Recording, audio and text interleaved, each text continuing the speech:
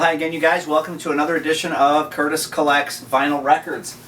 This is the summer of 2022. It's a rainy Friday afternoon here in the western suburbs of Chicago, and it's a perfect afternoon to come down, for me to come down into the record room and pull out some records, play some records, and make a few of these installments, if you will, or editions of this little thing I call Curtis Collects Vinyl Records.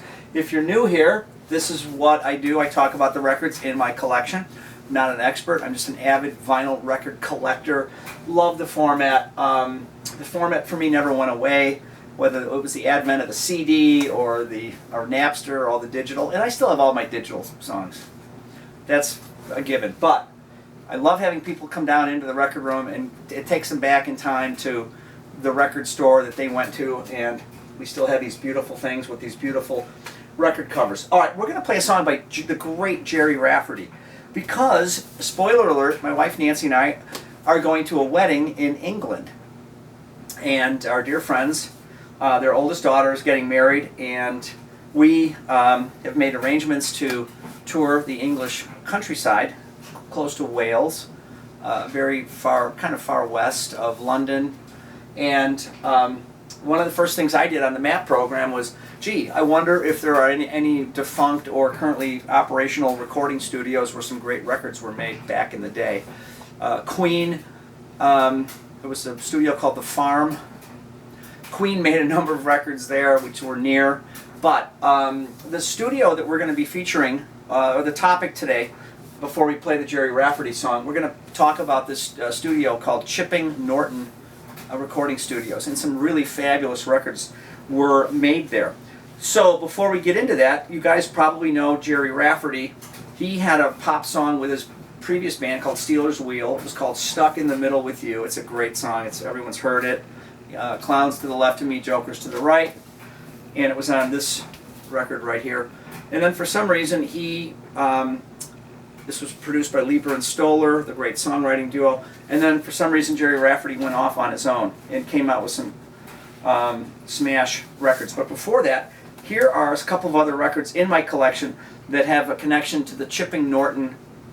I think it's near in the Cotswolds, give or take. These records in my collection were recorded there. This is Steve Winwood before he came out with Ark of a Diver. At least a couple of the songs were made at that recording studio, and the great Steve Winwood. Duran Duran was there making records at some point. There's a connection here. I'm not exactly sure which records are on this Duran Duran record. They played at the Queen's Sterling Jubilee earlier this month. A band called the Climax Blues Band recorded some songs there.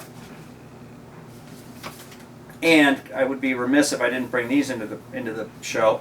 The Bay City Rollers made some records at this recording studio. Oh my God, look at this. We're going to have to take a moment and have you guys just take it all in. The greatness, the awesomeness of the Bay City Rollers. Now, unfortunately, I don't think this one was made there. This might have been made in Toronto or recorded there, but these guys were the heartthrobs of 1976 or 7. Oh my God. Yeah, the Bay City Rollers. We should do probably a song by those guys. Here they are, another one. It's a game.